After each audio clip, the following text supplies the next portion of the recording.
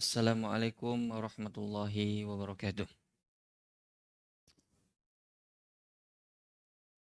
Alhamdulillahi rabbil alamin. Sallallahu ala nabiyyina Muhammadin wa ala alihi wa ashabihi ajmain.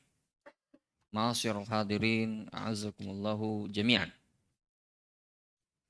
Alhamdulillah kita kembali melanjutkan hadis Arba'in Nawawi ini yang mana pada pertemuan kali ini kita sudah sampai pada hadis yang ke-36. Sebelum kita memulai mensyarah hadis tersebut, seperti biasa kita setor hafalan dulu. Tafadhalu. Silakan.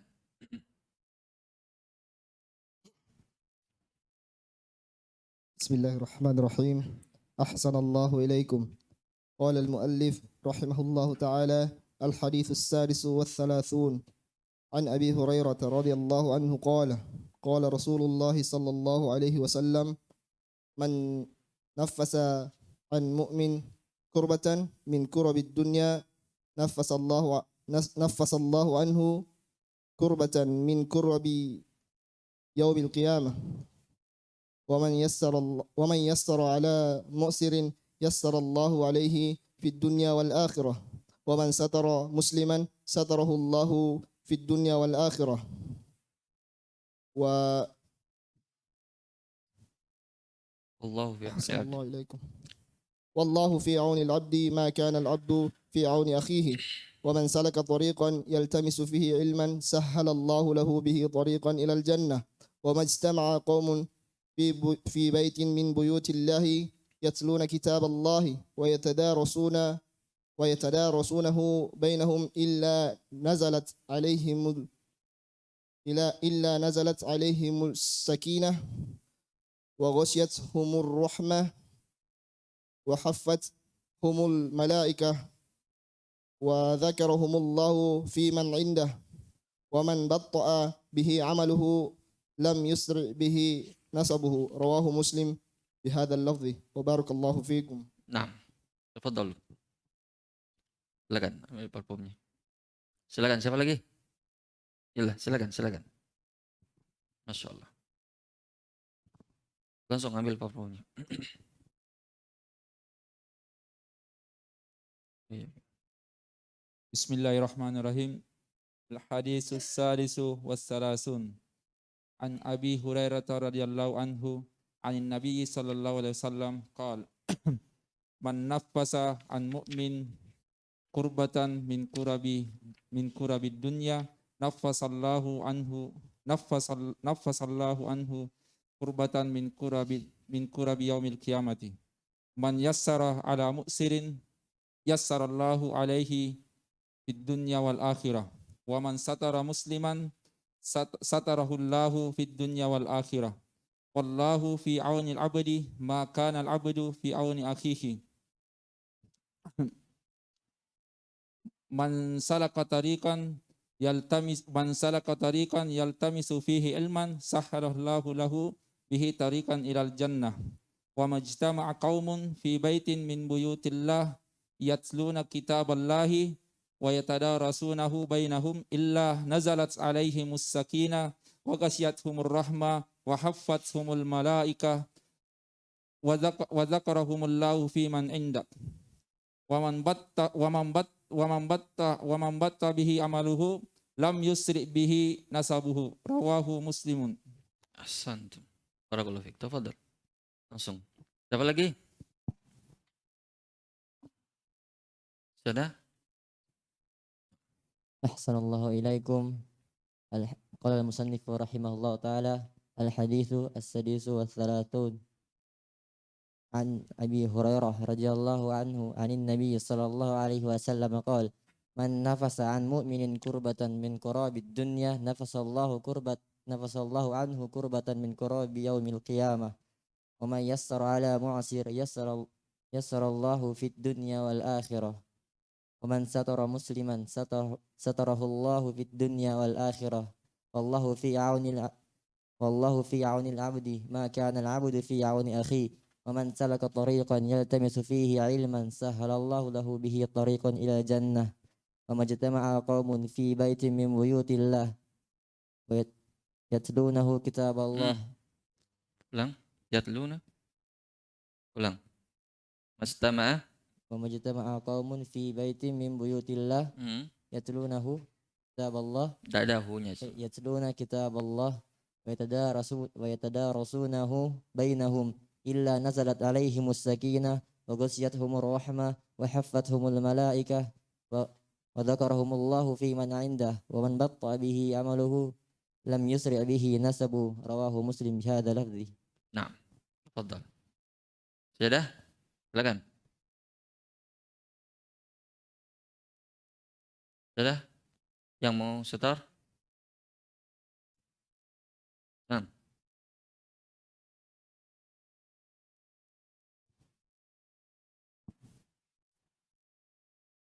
بسم الله الرحمن الرحيم. قال مصنف رحمه الله تعالى: الحديث السادس والثلاثون عن أبي هريرة رضي الله عنه عن النبي صلى الله عليه وسلم قال: من نفس عن مؤمن كربة من كرب الدنيا نفس الله عنه كربة من كرب يوم القيامة، ومن يسر على معسر يسر الله عليه في الدنيا والآخرة، ومن ستر مسلما ستره الله في الدنيا والآخرة. والله في عون العبد ما كان العبد في عون أخيه، ومن سلك طريقا يلتمس فيه علما سهل الله له به طريقا إلى الجنة. وما اجتمع قوم في بيت من بيوت الله يتلون كتاب الله ويتدارسونه بينهم إلا نزلت عليهم السكينة وغشيتهم الرحمة وحفتهم الملائكة وذكرهم الله في من عنده ومن بطأ به عمله لم يسرع به نسبه. Ahsantum. Langsung ambil parfumnya. Barakallahu fikum. Masya Allah. Masih ada? Panjang juga hadisnya ya. Lumayan lah, setengah halaman. Baik. Kita akan sedikit jelaskan tentang perihal hadis ini. Baik. Hadis yang ke-36. Dari sahabat Abu Hurairah radhiyallahu taala anhu. Biografi sahabat yang mulia ini sudah kita berkali-kali ya lewati ya nama beliau dan sudah kita bahas. Beliau berkata, qala Rasul sallallahu alaihi wasallam, Nabi sallallahu alaihi wasallam bersabda, "Man naffasa." Naffasa artinya apa itu? Melapangkan. An mu'minin kurbatan min kurabid dunya. Dari seorang mukmin ya, satu kesulitan dari kesulitan dunia, naffasallahu anhu kurbatan min kurabil yaumil qiyamah. Allah akan melapangkan baginya kesulitan di antara kesulitan hari kiamat. Sampai akhir hadis. Hadis ini bercerita tentang apa? Sikap yang seharusnya dilakukan oleh seorang muslim atau seorang mukmin. Ini kebalikan dari hadis yang mana? Nah, santai. Kebalikan dari hadis yang sebelumnya. Ini hadis yang keberapa ini? 36. Hadis yang ke-35. Hadis yang ke-35 larangan. Tidak boleh tanajas, tidak boleh tabagut, tidak boleh tadabur, tidak boleh membeli barang yang dibeli orang lain atau menjual barang yang dijual orang lain. Al-muslim akhul muslim, la yukhdilu. Nah, tidak merendahkannya, wala yuzlimu, tidak menzalimanya. Al-muslim haramun damuhu wa maluhu wa irduh. Itu kan sudah lewat. Itu larangan semuanya. Nah, hadis ini datang setelahnya. Ini di antara fikihnya Imam Nawawi. Setelah kita dilarang dikasih apa? Solusi. Bukan cuma main larang-larang aja. Ini di antara fikih seorang dai juga. Riba dilarang. Bikin ribut orang di mana-mana tentang keharaman riba, tapi solusinya tidak ada. Bagaimana caranya? Orang datang dengan masalah sekaligus apa? Solusi supaya tidak ribut. Nah, ini di antara fikih seseorang ya. Jadi Imam Nawawi setelah bercerita tentang hadis larangan seorang muslim itu dari sebelumnya dia tidak boleh apa? Tidak boleh melakukan tanajus. Tanajus itu apa? Wala tanajasu. Itu artinya menipu ya. Itu lebih ke jual beli ya. Dia menawar barang bukan untuk dibeli supaya naik harganya. Dibeli orang dengan harga yang tinggi. Penipuan namanya. Wala tabaghadu. Tabaghadu itu saling marah-marahan. Itu sudah kita bahas tempoh hari. Tidak boleh kita bermarahan sesama muslim lebih dari tiga hari. Tapi itu kita kasih kemarin taklik. Itu khusus dalam perkara apa? Dunia. Adapun perkara agama, maka boleh lebih dari 3 hari, bahkan seumur hidup. Nah, itu harus antum pahami bahwa ini yang membedakan tulabul ilm dengan yang bukan tulabul ilm ya. Kalau yang orang awam, dia pahamnya tidak boleh bermusuhan itu cuma lebih dari 3 hari, tidak boleh. Itu orang awam. Kenapa? Karena mereka tidak merinci. Padahal kalau dalam perkara agama, selama di situ ada maslahatnya, boleh lebih dari 3 hari. Dalilnya, ketika Nabi SAW dan para sahabat yang lain memboikot siapa? 3 orang sahabat yang tidak ikut serta perang dalam perang Tabuk. Sampai 50 hari turun ayat baru selesai boikotnya. Siapa lagi yang dicontohkan oleh sahabat ketika disebutkan bahwa Ibnu Umar memboikot anaknya sampai beliau meninggal. Ketika disampaikan kepada Bilal anaknya Ibnu Umar tentang hadis apa? Larangan wanita ke masjid. Nabi mengatakan la tamna'u ima Allah masajidallah wa buyutahunna khairul lahun. Jangan kalian larang anak-anak kalian istri-istri kalian pergi kemana? Ke masjid. Tapi kalau dia mau ke masjid boleh-boleh saja, silahkan. Tapi apa kata Bilal? Saya akan larang dia. Ya kan? Akhirnya Ibnu Umar marah dong karena dia seolah-olah menentang hadis Nabi. Padahal Nabi bilang jangan larang. Akhirnya diboikot lah ini Bilal sampai apa? Sampai Ibnu Umar meninggal. Begitu juga seorang sahabat yang lain, ada dia punya keluarga. Dilarang dia melempar burung dengan batu kecil. Itu tidak membunuhnya juga, hanya bikin matanya apa itu, picok sebelah, buta sebelah gitu. Tapi dia tetap melakukannya. Akhirnya apa? Setelah dia bacakan hadisnya, tapi tetap dia tidak berhenti. Akhirnya dia bilang, la ukallimuka abada. Tidak diajak bicara.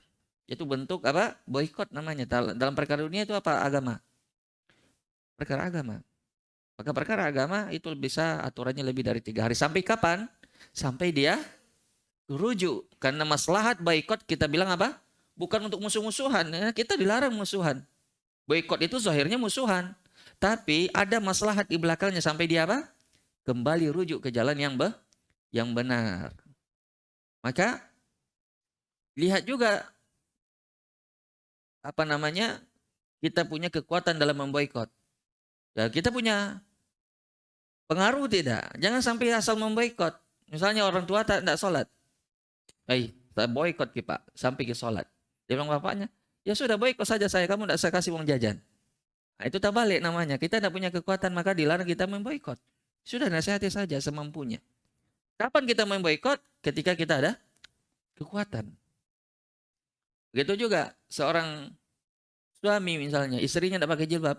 Misalnya, dia bilang saya boikot, tidak tidur Kak di kamar selama 3 malam. Ya sudah, tidur saja di luar. Akhirnya istrinya yang boikot jadinya ya, bukan suami yang memboikot. Nah ini terbalik. Ya. Harus suami itu mempunyai kekuatan, punya power ya. Karena ar-rijalu qawwamuna 'alan nisa. Ini maksudnya. Jadi hadis sebelumnya itu berisi larangan. Hadis sekarang berisi apa? Kebalikannya, perintah dari itu. Itu namanya apa? Ada solusi, ada masalah, ada solusi. Jadi jangan cuma kasih aja orang masalah, setelah itu tidak ada solusinya. Ini bisa menimbulkan masalah. Baik. Kemudian kita bilang wala tabaghadu wala tadabaru. Ya, jangan kalian saling membelakangi, jangan saling tadabur ya. Dan tidak boleh mengganggu harta orang, tidak boleh mengganggu darah orang, dan tidak boleh mengganggu kehormatan orang. Tapi kemarin ada yang masih ingat enggak? Gibah kita bilang kemarin haram apa boleh? Haram, hukum asalnya itu dosa besar. Akan tetapi kita perkecualikan 6 hal sebagaimana yang disebutkan oleh Imam Nawawi dalam Sahih Muslimnya. Itu ada 6 yang diperbolehkan. Siapa yang bisa sebutkan ke 6-6-nya secara cepat? Lupa Mi. Jadi yang dihafal yang mau dimurojaah hari ini aja. Dilupa Mi. Yang pertama apa? Mengadukan kezaliman kepada yang berwenang ya. Berwenang hakim atau selainnya. Yang berwenang. Polisi. Tidak apa-apa. Itu fulan mabuk-mabukan misalnya. Atau fulan memukul temannya. Boleh dilaporkan. Itu kan menggibahnya. Kejelekan orang disebutkan. Tapi untuk apa? Menghilangkan kezaliman tersebut. Yang kedua apa? Minta tolong agar dihilangkan perbuatan mungkar. Agar yang berbuat kemungkaran itu kembali bertobat ke jalan yang benar. Itu hampir mirip jadi yang pertama. Kemudian yang ketiga, meminta fatwa kepada mufti. Ya, minta fatwa misalnya seorang wanita ingin menikah dengan seorang laki-laki misalnya. Atau sebaliknya seorang laki-laki ingin menikah dengan seorang perempuan. Dia atau sudah menikah lah. Dia sudah menikah tapi dia punya suami tidak sholat. Tidak sholat dan kebiasaan jeleknya begini. Bolehkah saya minta cerai? Berdosakah saya kalau saya minta cerai? Itu kan menggibah suaminya di depan mufti. Berdosakah tidak dia? Tidak. Tujuannya apa? Tujuan untuk minta fatwa. Itu dikecualikan dalam Islam. Kemudian yang berikutnya mengingatkan kaum muslimin dari kejelekan seseorang yang berbahaya bagi kelayak ramai kalau dia tidak diungkap kejelekan orang tersebut. Misalnya berkaitan dengan riwayat hadis. Kalau perawi hadis ini tidak diungkap kejelekannya, nanti orang kira ini hadisnya hadis sahih. Hadisnya dikira hadis sahih padahal dia memiliki hafalan yang buruk. Makanya kalau orang yang belajar ilmu hadis itu sudah biasa mendengar kata dajjal, sayyi'ul hifz, matruk, apalagi la bi syai'. Pokoknya serem-serem ya. Ininya, jarahnya itu kritikannya. Ada dibilang dajjal itu pendusta kelas berat. Ada bilang kadzdzab, pendusta juga. Itu kalau dia meriwayatkan hadis namanya hadisnya hadis maudhu, hadis palsu. Matruk, orang yang ditinggalkan, tidak diriwayatkan darinya hadis. Dan yang lainnya. Itu boleh. Tidak ada masalah. Itu berkaitan dengan maslahat agama supaya orang tidak tertipu dengan hadisnya. Nanti meriwayatkan hadis tentang keutamaan nisfu Sya'ban misalnya. Orang sholat gara-gara hadisnya. Perlu diungkap ini siapa perawinya. Itu perlunya. Jangan bilang, wah berdosa ki Ustaz. Ulama ini. Ulama apa kalau berdosa atas nama Nabi? Itu sudah berjalan dari generasi ke generasi di setiap ahli hadis. Sammu lana rijalakum. Kasih tahu saya siapa nama perawimu. Seperti diulang Ibnu Abbas dulu di zaman sebelum terjadi fitnah, kami kalau dengar ada orang berkata Rasulullah bersabda, kami langsung dengar. Kami langsung amalkan. Tapi setelah terjadi fitnah, langsung kami bertanya, siapa nama perawimu? Dari siapa kuriwayatkan ini hadis? Kalau dia dari ahlu sunnah kami ambil. Kalau dia dari ahlu bid'ah maka la karomah. Tidak ada derajatnya ini hadis. Artinya tidak diamalkan dan tidak diambil. Alias dibuang. Jadi intinya bahwa itu tidak masalah. Terus apa lagi yang kita bilang? Ya membicarakan orang yang terang-terangan ya. Beda kalau sembunyi. Ini akan datang di hadis kita ini. Orang yang terang-terangan berbuat maksiat atau berbuat bid'ah. Tidak ada masalah. Itu termasuk hal yang diperkecualikan. Jangan pula dia bilang, wah ini majelisnya Ustadz ini sebut nama orang, menggibah orang, mengunjung orang. Kita bilang, ini menggibah orang, menyebut nama orang yang dia sembunyi-sembunyi atau dia terang-terangan. Kalau dia sembunyi-sembunyi haram hukumnya untuk diungkap.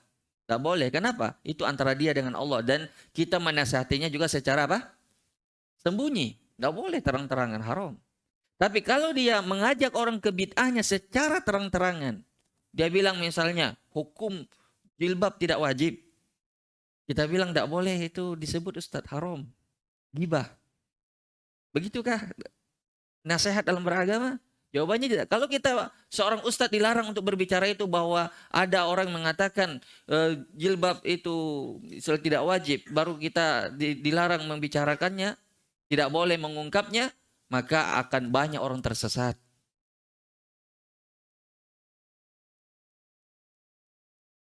Paham atau tidak? Jadi harus apa? Harus jelas kedudukannya. Jangan juga bermudah-mudahan. Dan jangan juga bergampang-gampangan atau terlalu ekstrim. Intinya pertengahan saja. Yang terakhir, menyebut orang lain dengan sebutannya yang dia dikenal dengannya. Ta'rif. Si pincangkah, si butakah, atau siapa. Itu tidak ada masalah. Selama bukan tujuannya untuk menghina. Nah hadis ini, hadis Abu Hurairah radhiyallahu taala anhu, beliau datang, beliau berkata, Nabi SAW bersabda, man nafasa an mu'min kurbatan min kurbi dunya, nafasallahu an kurbatan min kurbi yaumil qiyamah. Siapa yang melapangkan saudaranya dari suatu kesulitan, satu kesulitan. Ini catat ya, kesulitan dunia.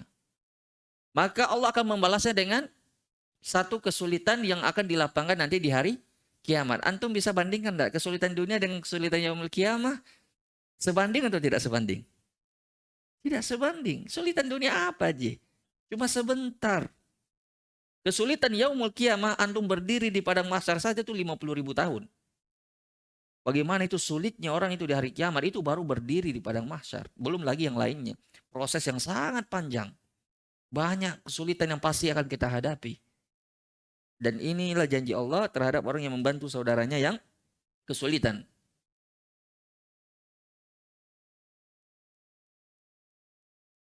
Apa bentuk membantu saudara kita yang kesulitan ini? Banyak. Contohnya, disebutkan di sini kurab. Kurab itu artinya apa sih? Kurab. Kurab itu kan jamak dari kurbah. Apa artinya itu? Man nafasa mu'minan. Apa artinya kurbah?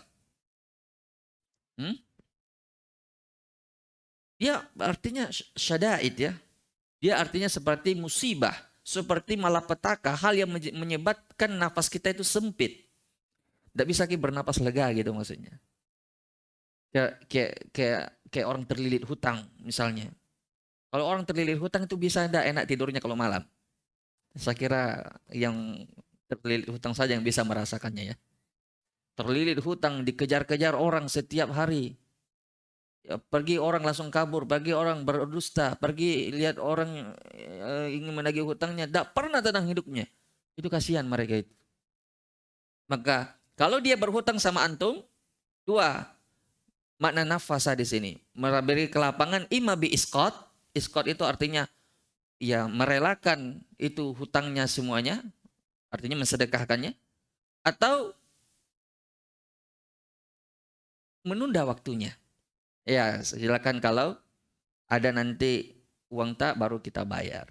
Nah inilah makna firman Allah Subhanahu Wa Taala dalam Al-Quran. Wa in kana dzu usratin fa nadhiratun ila maisarah. Siapa yang memiliki kesulitan untuk membayar hutang, wa in kana dzu usratin fa nadhiratun ila maisarah, maka ditunda sampai dia bisa membayarnya.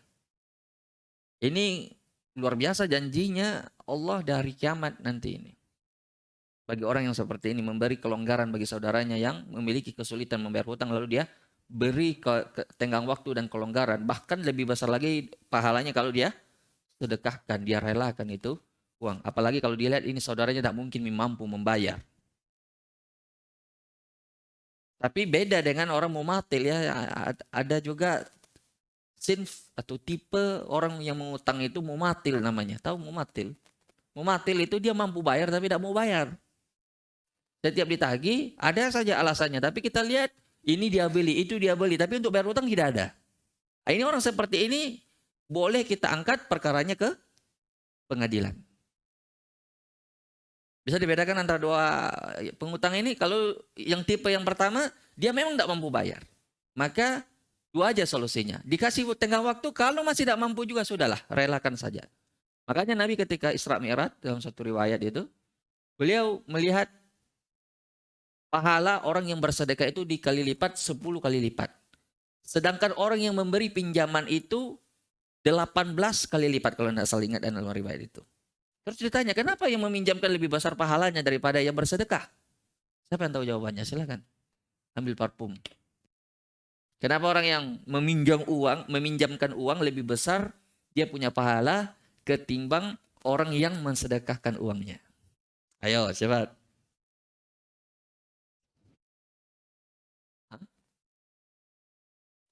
Lah. Silakan.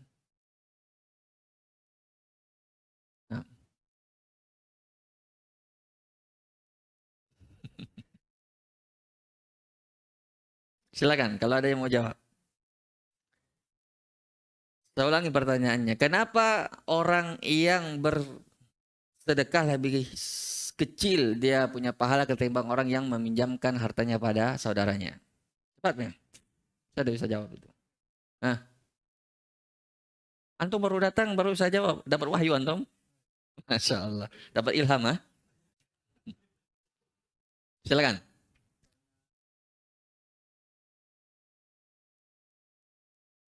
Kalau yang bersedekah, eh, itu yang pertama sudah benar jawabannya. Yang sedekah sisa sedikit, Mami. Antum sudah benar jawaban yang pertama. Orang yang meminjamkan itu pasti kepada orang yang butuh. Dan mungkin tidak butuh dia meminjamkan. Tapi kalau yang bersedekah bisa jadi dia bersedekah kepada orang yang tidak terlalu butuh. Nama saja sedekah atau ada orang datang, saya sedekah belum tentu dia butuh itu. Tapi kalau orang yang meminjam sudah mesti butuh. Tafadhal. Mestinya dibagi dua ini parfum.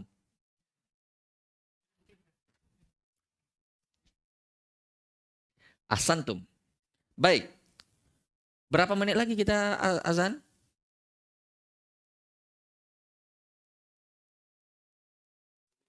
Baik. Beliau sallallahu alaihi wasallam berkata, "Wa man yassara 'ala mu'sirin yassarallahu lahu fid dunya wal akhirah." Siapa yang memberi kemudahan bagi saudaranya yang kesulitan, maka dia akan diberi oleh Allah kemudahan di dunia dan di akhirat. Nah, itu yang kita bahas barusan itu. Mu'sir itu orang yang kesulitan membayar apa? Hutang misalnya. Dia tidak mampu membayarnya, itu maksudnya mu'sir itu. Itu yang dimaksud dengan mu'sir. Wa in kana dzu usratin fanadhiratun ila maisarah. Jadi dua saja. Ditunda waktu pembayarannya atau tidak disedekahkan saja, tidak usah dibayar. Jadi ini umum sebenarnya ya, bukan sebenarnya hanya untuk orang yang kesulitan membayar hutang saja. Semua perkara. Misalnya memberi kemudahan terhadap saudaranya dalam menerima pekerjaan misalnya. Itu hal yang bagus. Dia juga akan masuk ke dalam keumuman hadis ini. Dia akan diberi oleh Allah kemudahan nanti di dunia dan di akhirat. Makanya orang-orang yang paling banyak manfaatnya bagi manusia, dia beri kemudahan-kemudahan bagi manusia, masuk dalam keumuman hadis ini. Apakah itu kemudahan dalam memberikan pekerjaan misalnya, subhanallah, itu luar biasa. Setiap suap nasi yang dimakan oleh anak istri, orang yang dia beri pekerjaan itu mengalir pahala kepada dirinya. Karena dia penyebab. Kaidah fikih mengatakan, al-musabbib kal mubashir. Penyebab itu sama dengan pelakunya. Atau dalam bahasa hadisnya,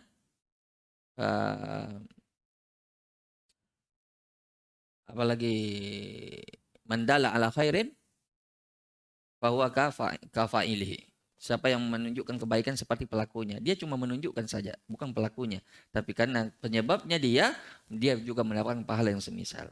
Maka orang yang memberi kemudahan apa saja dalam perkara dunia kepada saudaranya, maka Allah akan beri dia kemudahan baginya di dunia dan di akhirat. Maka semakin sering orang memberi kemudahan itu, semakin mudah saja dia punya apa? Kehidupan. Ya, bagi mudah dia punya kehidupan. Kemudian Nabi SAW melanjutkan, "Wa man satara musliman satarallahu fid dunya wal akhirah." Siapa yang sataro itu menutupi, kalimat sitar, menutupi saudaranya aib ya, aib saudaranya ya, yang muslim, maka Allah akan menutupi aibnya di dunia dan di akhirat. Ini kebalikan dari hadis yang sebelumnya. Yang mana itu? Yang mana ya yang berkebalikan dengan hadis ini? Hadis yang sebelumnya dia bilang apa? Dilarang kita apa? Melanggar atau merusak kehormatan orang. Itu berkaitan dengan aibnya orang. Tak boleh. Al-muslim akhul muslim, la yakhdhulu wa la yazlimu. Ya, al-muslim haramun damuhu wa irduhu wa maluhu. Jadi ini kebalikan dari hadis yang sebelumnya. Orang yang mengumbar aib itu besar dosanya, tapi orang yang menutupi aib bukan berarti tidak berpahala. Ini pahalanya. Wa man satara musliman satarahullahu yaumal qiyamah fid dunya wal akhirah. Allah tutup juga dia punya aib di dunia dan di akhirat. Tapi ini ada rinciannya. Pertama, berkaitan dengan aib apa? Berkaitan dengan aib yang ada. Jadi aib itu ada dua. Ada aib yang boleh diumbar, ada aib yang tidak boleh diumbar alias harus wajib ditutupi. Ini dijelaskan oleh para ulama dalam syarah-syarah kitab mereka ya. Aib yang tidak boleh diumbar yaitu aib yang berkaitan dengan aib yang tidak berhubungan dengan mudarat orang lain. Antara dirinya saja dengan Allah, misalnya dia bermaksiat misalnya. Dia sebenarnya malu melakukan maksiat itu, tapi ya dorongan hawa nafsu manusia. Siapa di antara kita yang tidak punya kesalahan, tidak punya aib? Maka bagi orang ini wajib ditutupi aibnya dan dinasihati secara apa? Rahasia. Kita tahu kita punya saudara dia masih hobi begini dan begitu. Tapi dia menyembunyikannya, tidak ada orang yang tahu. Maka haram kita mencari-cari apa? Aibnya. Tidak boleh. Tidak boleh kita menceritakan aibnya. Beda kalau aib itu berkaitan dengan mudarat orang lain. Orang yang tidak peduli dengan maksiat misalnya, yang terang-terangan menampakkan maksiatnya, bahkan mengajak orang itu berbuat maksiat, maka aib itu la karomah lahu. Tidak ada karomah baginya. Maka orang yang seperti ini wajib diperingati manusia darinya. Itu aib yang boleh diumbar. Ini orang ini hati-hati. Boleh. Tidak ada masalah. Seperti 6 yang kita perkecualikan tadi. Jadi aib itu harus dirinci juga. Jadi yang dimaksud ini man satar musliman ini, yaitu hukum asalnya itu as-sitr. Kita menutupi aib. Itu hukum asalnya. Jangan bergampangan menggosip orang. Oh, alasannya kita ingin mengkritik, ingin memperbaiki. Enggak, hukum asalnya itu ditutupi aibnya. Kalau ingin mengkritiknya, ingin memperbaikinya langsung ke orangnya secara rahasia. Selama dia tidak merugikan orang lain dan tidak membahayakan orang lain. Tapi kalau dia sudah mengajak kemaksiatan, mengajak orang bermaksiat atau mendakwahkan dia punya pemikiran, ini pada umumnya berkaitan dengan ideologi dan pemikiran. Kalau orang mengajak pada pemahaman Syiah misalnya, kita wajib ingatkan. Itu aib sebenarnya. Bukankah mengajak orang kepada kelompok-kelompok menyimpang itu adalah aib? Aib. Seperti misalnya mengajak orang nikah mut'ah. Terus kita diam. Itu kan pemahamannya orang, tidak boleh diganggu. Ya kita katakan. Ini menyimpang atau tidak? Menyimpang. Membahayakan orang? Membahayakan orang. Maka kita boleh untuk mengumbar aib tersebut kepada orang banyak bahwa nikah mut'ah haram. Siapapun orangnya yang terindikasi mendakwakan ini perkara, maka kita boleh menyebarkannya, menyebutkannya di hadapan orang banyak. Supaya apa? Supaya orang terhindar dari keburukannya. Karena ad-dinu nasihah. Agama ini adalah nasihat. Baik. Itu berkaitan dengan man satar musliman satarallahu ya bainahu yaumal qiyamah apa fid dunya wal akhirah. Allah menutup baginya aibnya di dunia dan di akhirat. Dan ingat, kita harus sering mendahulukan praduga tak bersalah kepada saudara kita. Boleh jadi dia melakukan kesalahan itu apa? Karena jahil. Karena memang dia tidak tahu. Maka kita perlu tegakkan dulu hujjah atas dirinya. Jangan sampai kita bilang dia ini begini dan begitu, baru setelah dikonfirmasi ternyata dia tidak tahu hukum. Mungkin orang belum mengaji. Misalnya ada orang laki-laki pakai gelang. Dia sudah mengaji nih. Kalau orang belum mengaji, orang awam itu biasa ikhwan tidak ribut. Karena biasa aja orang awam tidak tahu hukum. Tapi kalau orang sudah mengaji pakai gelang laki-laki, ribut apa tidak orang? Ribut. Karena itu gelang khusus untuk perempuan. Dua saja itu kemungkinan. Kalau dia tidak menyerupai perempuan, kalau tidak dia memakai gelang yang bisa menyebabkan dia terjatuh pada kesyirikan, yaitu gelang jimat. Kalau dia tidak gelang jimat, berarti itu gelang hiasan. Tak? Gelang hiasan maka dia menyerupai siapa? Perempuan. Karena itu khusus perhiasan perempuan. Nah, ini barangkali belum sampai dia punya pembahasan ke bab itu. Tiba-tiba antum gibahi dia di belakang itu. Sudah ngaji baru begini. Pas antum tanya orangnya langsung, dia bilang, saya tidak tahu hukumnya. Setelah antum kasih tahu barang begini hukumnya, langsung dia copot. Berdosa antum tadi itu, menggibah dia. Antum harus minta kerelaan langsung dari orangnya. Kalau tidak, berurusan antum dengan dia di hari kiamat. Tidak cukup dengan astagfirullah, tidak cukup. Karena dawawin itu ada 3. Dosa itu ada 3. Antara kita dengan Allah, Allah ampuni.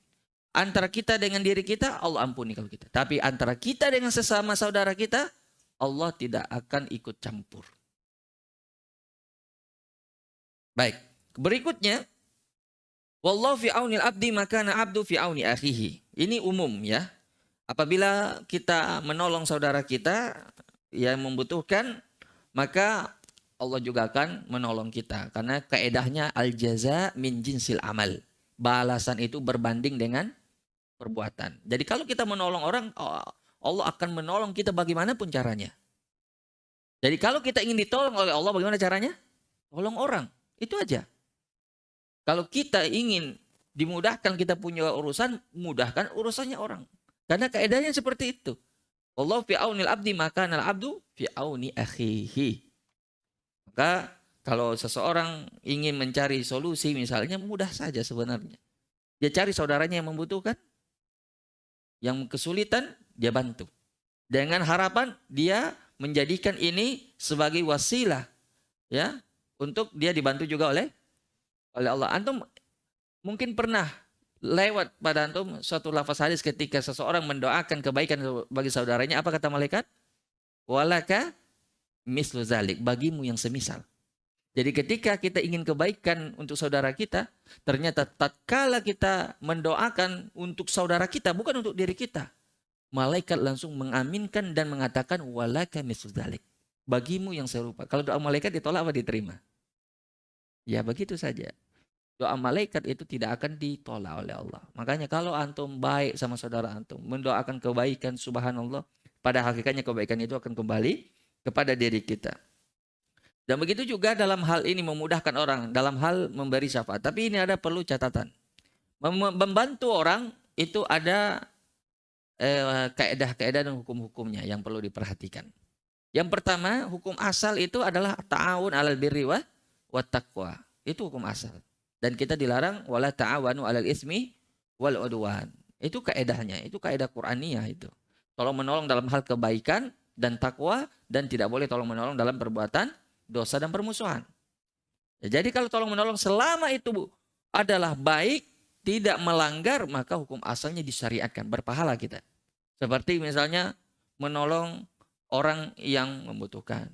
Bahkan ini menolong itu bukan hanya terbatas kepada kaum muslimin saja, bahkan kepada non-muslim sekalipun. Malam yuqatilukum fiddin, selama kita tidak diperangi ya, karena perkara agama, tidak diusir kita dari kampung kita, maka la yanhakumullah minalladzina lam apa lagi bunyi ayatnya? La yanhakumullah minalladzina lam yuqatilukum fiddin walladzina lam yukhrijukum min diyarikum antabarruhum wa antuqsitu ilaihim wallahu yuhibbul muqsitin. Jadi itu batasan kaidah berbuat baik itu kepada siapa saja, tidak hanya orang muslim saja. Orang non muslim kalau dia membutuhkan kita bantu. Barangkali dengan demikian dia bisa luluh hatinya. Bisa jadi dia karena lihat kita baik, suka memberinya bantuan, makanan, pinjaman. Baik sekali nih orang, ternyata begini ajaran Islam. Akhirnya dia penasaran dan dia bisa masuk Islam. Dapat antum lebih baik daripada onta merah, subhanallah. Dan itu yang kebanyakan orang-orang zaman dulu itu masuk Islam gara-gara itu. Jadi ini berlaku umum. Berbuat baik atau tolong menolong itu berlaku umum selama dalam hal kebaikan. Tapi tidak boleh berkaitan dengan permusuhan dan dosa. Seperti tolong menolong dalam hal apa ya misalnya. Kalau ada orang misalnya, ya kayak kemarin ini misalnya nih, ada orang mau perayaan hari agamanya, itu kan sudah areanya sudah batasan akidah, lakum dinukum waliyadin. Maka kalau ada orang yang minta tolong buatkan kue dulu saya untuk acara Natalan, boleh kita bantu? Jangan bilang alasannya nanti untuk membantu saudara kita, Ustaz, kasihan mereka tidak ada yang bikinkan kue. Tidak boleh, itu perkara agama. Perkara perayaan itu perkara agama, itu berkaitan dengan tauhid al-uluhiyah. berkaitan dengan tauhid uluhiyah, tauhid ibadah. Karena dalam hari raya itu berkaitan dengan ibadah mereka. Tidak boleh kita ikut-ikutan. Misal lagi ada ini mumpung nih Ustaz, lagi rame orang jual petasan, lagi rame orang, saya juga kasih apa namanya, ya kasih jual juga petasan. Ini juga tidak boleh. Ini membantu dalam mubazir harta dan merayakan agamanya orang. Itu batasan. Begitu juga dalam permusuhan, dalam dosa misalnya. Bukankah Allah Subhanahu wa taala tidak hanya melaknat pemakan riba saja, padahal yang paling banyak mendapatkan keuntungan dari riba siapa? Orang yang mengambil bunga riba, betul tidak? Yang rentenirnya atau orang yang memakan itu bunga riba, itu yang paling banyak. Tapi apakah cuma dia yang dapat itu dosanya? Jawabannya tidak. La'anallah akilar riba wa mukilahu wa syahidaihi wa katibah wa qalahum sawa. Allah melaknat akil riba, yang memakan riba, orang yang meminjamkan uang itu, kemudian diambil bunganya. Wa mukilahu, ya yang meminjam. Wa syahidai, 2 orang saksi. Wa katibah, dan penulisnya, juru tulisnya. Wa qalahum sawa, mereka sama dalam hal dosa. Padahal yang paling beruntung di sini apa? Yang memakan riba, yang paling dirugikan, yang meminjam.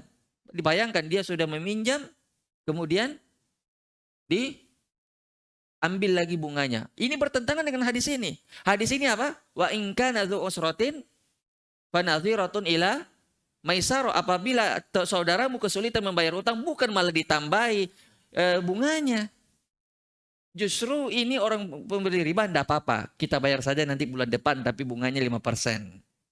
Enggak apa-apa, tahun depan aja kita bayar. Justru senang dia, tahun depan dibayar karena berapa? Semakin lama dibayar, semakin apa? Bertambah dia punya bunga. Ini celakanya pelaku riba ini. Dia mengambil kesempatan dalam kesulitannya orang. Bagaimana tidak Allah murka dengan pelaku riba? Orang yang membutuhkan, dia isap lagi darahnya. Subhanallah. Makanya sejelek-jeleknya riba apa? Riba jahiliyah. Jadi orang sengaja dia tenggangkan untuk membayar hutang supaya apa? Dia mendapatkan riba atau bunga dari hutang tersebut. Makanya tadi Ana lupa syahidnya dari hadis tadi. Syahidnya dari hadis tadi adalah bahwa tolong menolong itu bisa menyebabkan apa? Orang semuanya berdosa. Kalau dalam keburukan, bukan hanya pelakunya saja, tapi yang menolong pelaku keburukan dan dosa juga akan mendapatkan dosanya, seperti yang difatwakan oleh para ulama tentang misalnya satpamnya juga bisa berdosa. Kenapa? Karena kalau tidak ada satpam misalnya, tidak ada itu bank. Berani itu orang itu taruh bank, uang di bank, tidak ada yang jaga. Karena semua tolong menolong dalam hal ini. Tidak ada juru tulis, tidak ada itu riba. Tidak ada 2 saksi atau orang yang menjadi saksinya, ya tidak ada itu riba. Artinya mereka semua saling tolong menolong dalam hal itu. Maka wajar mereka ya juga mendapatkan dosanya. Kemudian ini berkaitan dengan thalabul ilmi, ya, menuntut ilmu. Hadis berikutnya. Jadi ini tergabung dengan hadis berikutnya. Berapa menit lagi adzan? 5 menit. Aduh, ini untuk bersin saja tidak cukup 5 menit. Antum kalau ada pertanyaan silakan dulu, ada pertanyaan. Kalau tidak ada kita tunggu aja 5 menit. Silakan. Kalau ada pertanyaan, tafadhalu. Kalau tidak, kita duduk-duduk aja dulu. Silakan.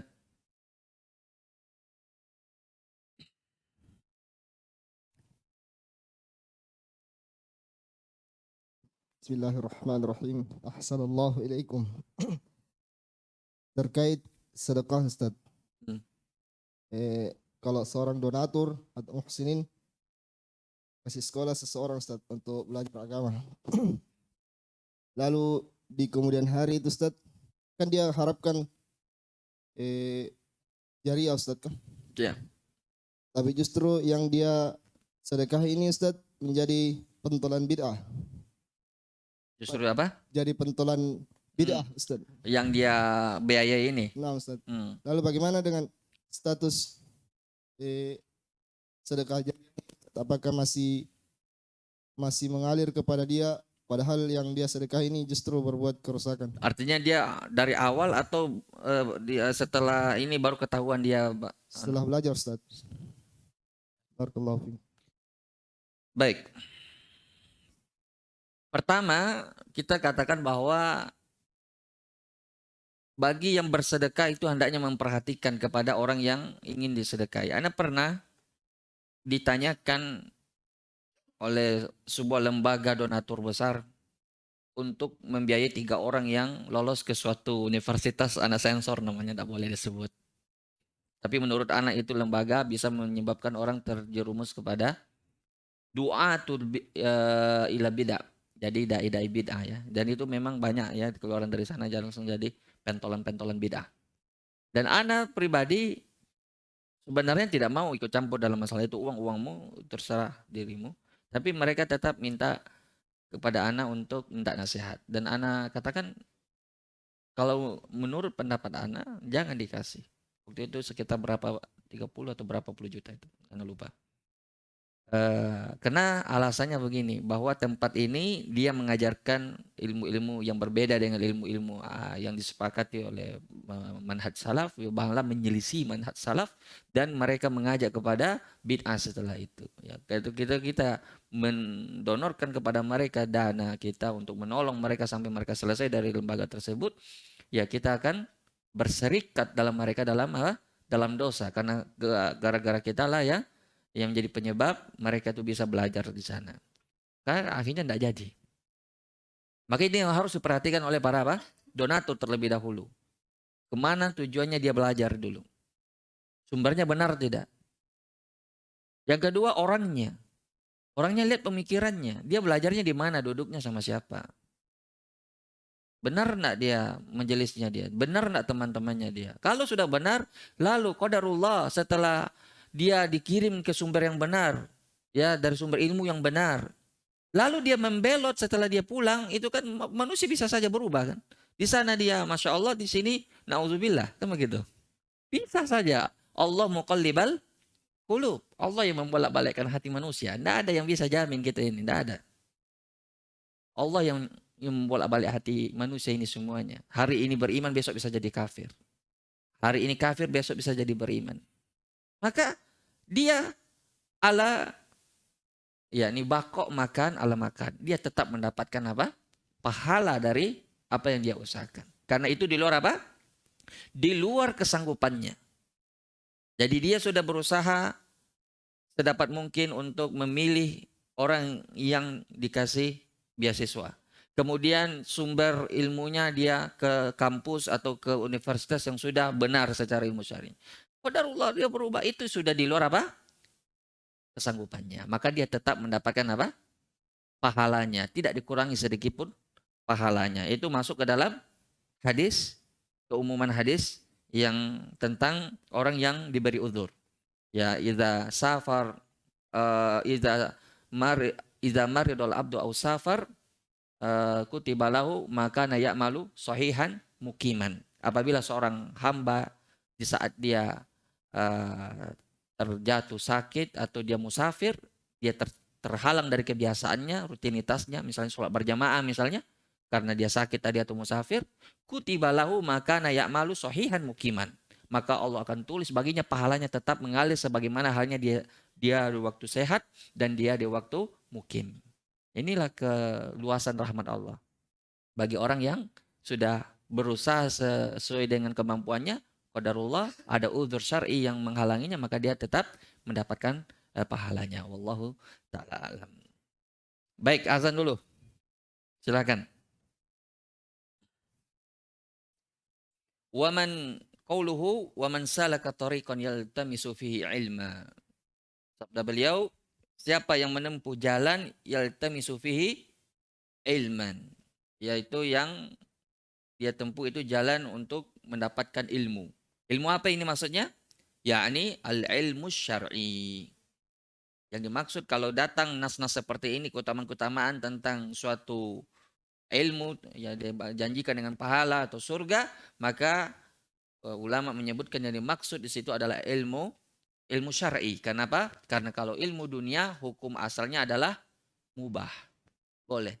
Adapun dia bisa dapatkan pahala bisa saja dia kalau niatkan karena Allah. Sebagaimana perkara-perkara mubah lainnya kalau kita niatkan karena Allah bisa dapat pahala. Itu hukum asalnya.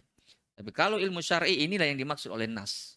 Jadi siapa yang menuntut ilmu syar'i maka Allah mudahkan baginya apa? Sahalallahu lahu bihi tariqan ila al jannah. Allah mudahkan baginya jalan menuju ke surga. Ya. Di sini perlu kita pahami bahwa kenapa ilmu syar'i? Ya, kenapa Allah memudahkan jalan ke surga bagi penuntut ilmu syar'i? Ada yang tahu? Kenapa bisa? Orang yang menuntut ilmu syar'i mudah jalannya ke surga. Kenapa tidak dibilang orang yang bersedekah mudah jalannya ke surga? Kenapa tidak dibilang orang yang sholat mudah jalannya ke surga? Orang yang zakat, orang yang haji, orang yang apa gitu? Kenapa menuntut ilmu ada label mudahnya? Ada apa? Garansi ya, garansi mudahnya. Coba bayangkan ini. Ini cuma ada di ilmu syar'i. Kenapa bisa? Apa rahasianya? Apa keutamaan ilmu syar'i? Hah?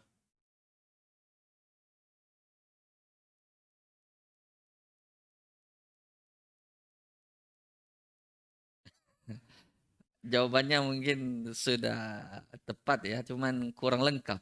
Coba lengkapi sedikit lagi. Kalau orang menuntut ilmu nasa mendapat ilmu. Cuma masalahnya apakah ilmu itu yang menjadi apa yang menjadi keutamaan dari ilmu itu ya sehingga dia bisa masuk ke surga dengan mudah. Ya, lanjut. Sudah antum buka jalan sudah hampir benar. Jawab.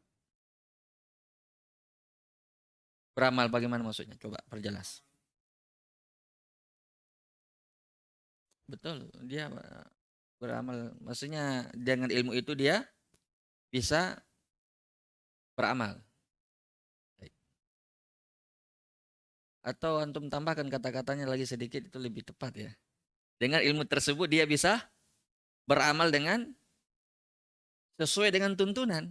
Betapa banyak orang yang beramal tapi tanpa ilmu akhirnya tidak sesuai dengan tuntunan. Diterima apa ditolak?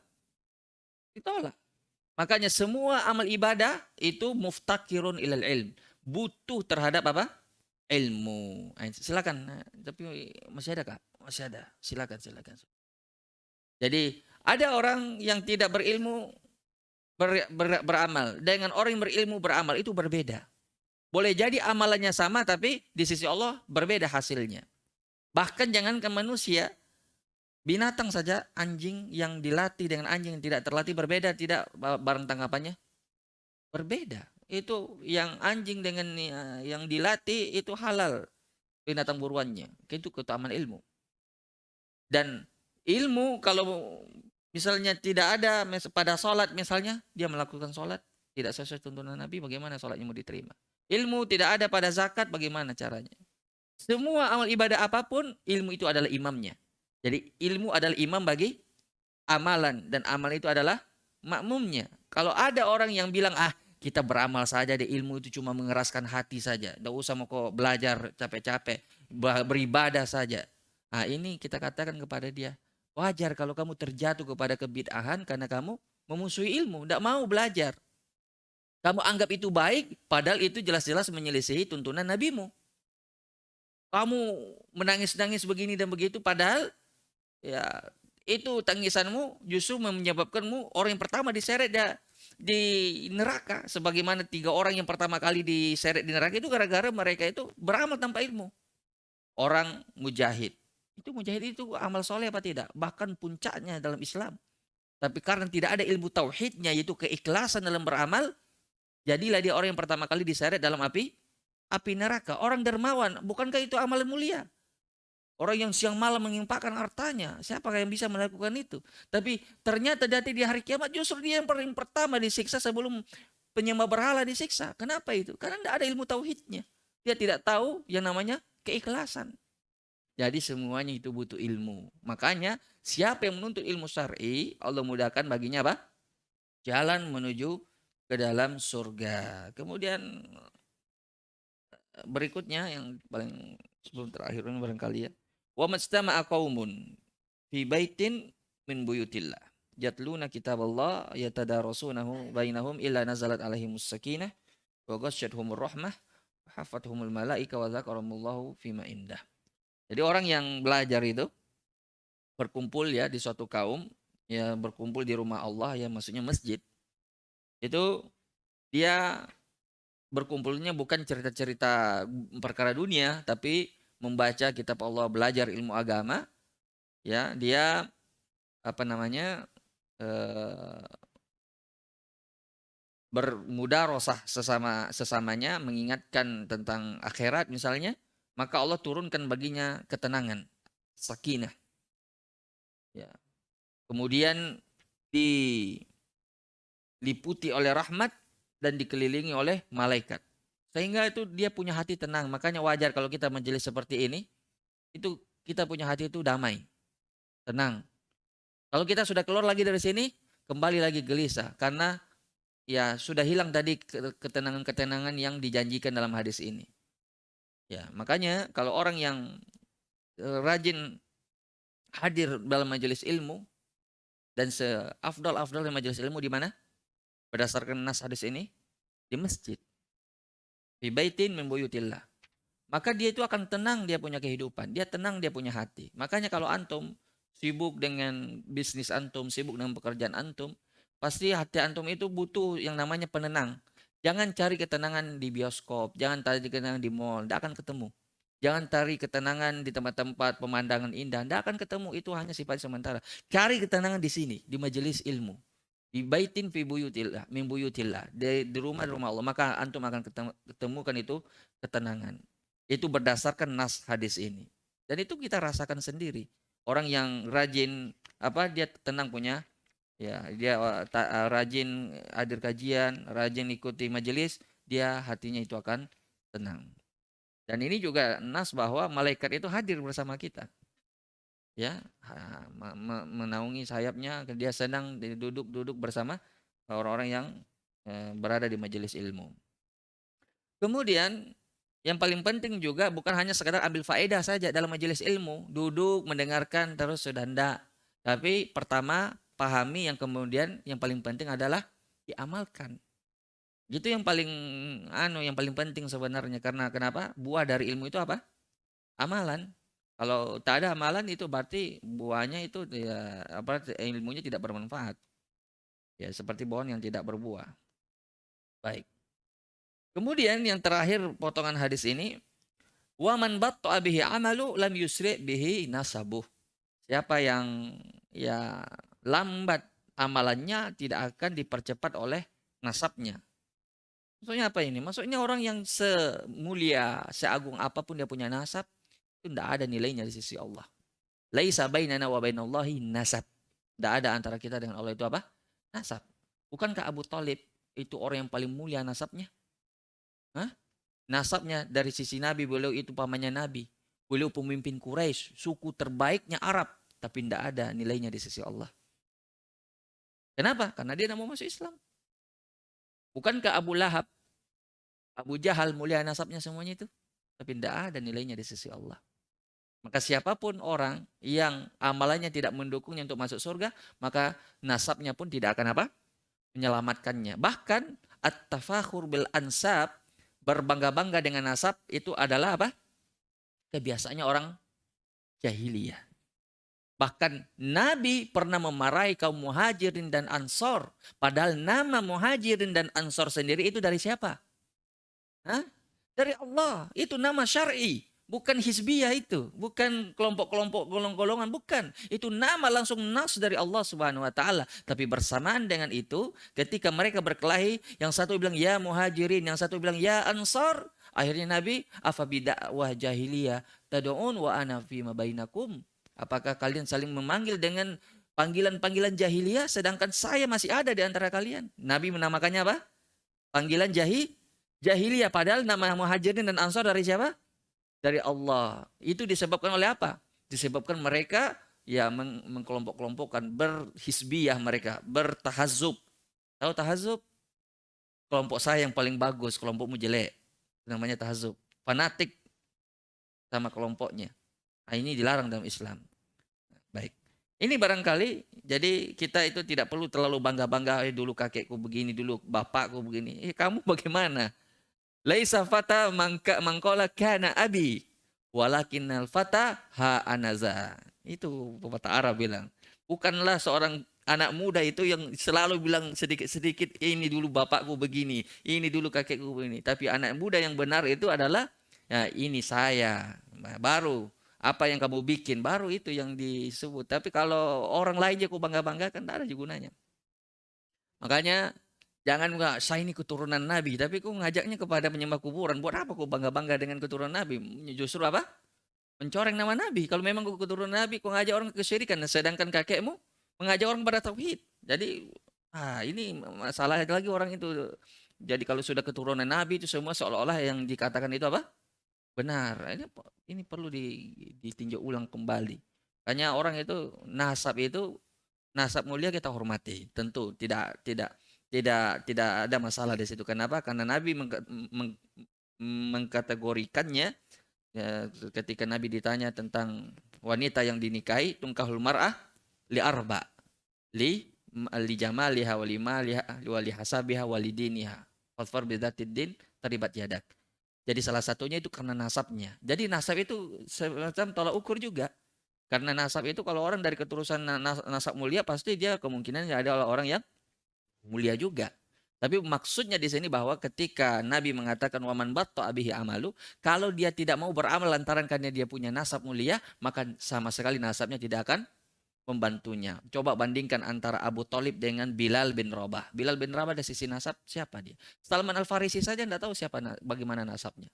Tapi amalan mereka yang membedakan antara dia dengan Abu Thalib. Abu Thalib sudah ditahu tentang nasabnya, tapi tidak bermanfaat di sisi Allah Subhanahu wa taala. Mudah-mudahan kita termasuk orang-orang yang diberi oleh Allah taufik dan hidayahnya dalam mengamalkan hadis ini. Kalau tidak ada pertanyaan, ini masih ada 2 menit, berapa menit lagi ini menjelang jam 8. Ya, ini masih ada waktu sedikit lagi 6 menit. Silakan kalau ada yang bertanya. Ada sebentar ini dulu ya. Bismillah. Ya, terkait keutamaan yang menuntut ilmu, yang bikin kumpul di masjid itu, Ustaz. Bagaimana dengan taklimnya orang-orang Iya, ya yang menyimpang, Ustaz? menyimpang umum ya. Tetap dinaungi malaikat rahmat? Masalahnya ini taklimannya sedang diawasi ini. Ya karena Antum hati-hati antum, nanti anda jadi dapat masalah. karena dinasnya di situ, Ustaz, masih umum. Yatluna kitab Allah wa yatadarasuna. Artinya di sini masih umum, Ustaz. Selama dia membaca Al-Qur'an atau saling mengajarkan, apakah tetap mendapat keutamaan tersebut? Barakallahu fiik. Baik. Iya. Dia sesuai dengan hadis ini ya, sesuai dengan keumuman hadis ini, bukan hanya menuntut ilmu syar'i aja. Yatluna kitab Allah masuk di dalamnya, membaca kitab Allah boleh. Dan bahkan ada orang yang menjadikan keutamaan halaqatul Quran dengan hadis ini. Halaqatul Quran, tahu halaqatul Quran, misalnya tahfiz setiap subuh mereka ada seorang muhafidz ya, seorang syekh dan murid-muridnya menyetor hafalan ke dia. Itu untuk ilmu syar'i dia cuma menghafal Quran saja, nyetor hafalan. Masuk juga dalam keutamaan hadis ini. Hadis ini umum. Nah. Tafadhalu, silakan yang tadi yang angkat tangan. Nah.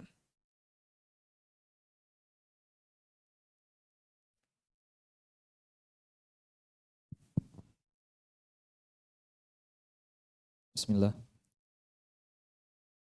Terkait dengan keutamaan menuntut ilmu, apakah seperti kita di musola ini mendapatkan keutamaan seperti itu yang disebut di masjid?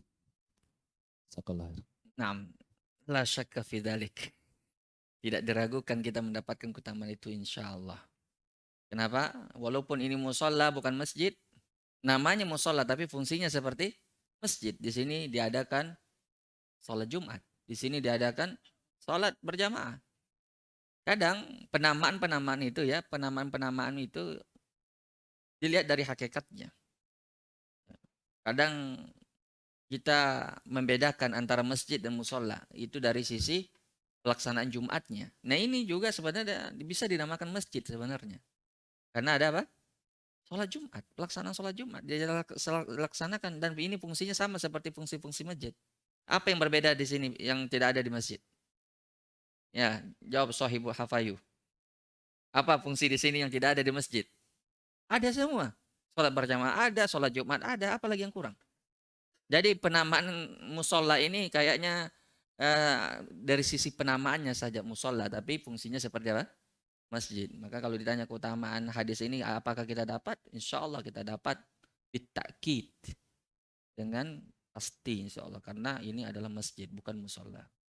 Oh alam. Nah, kalau tidak ada, masih ada 5 menit ternyata. Kalau tidak ada ya sudahlah. Nah,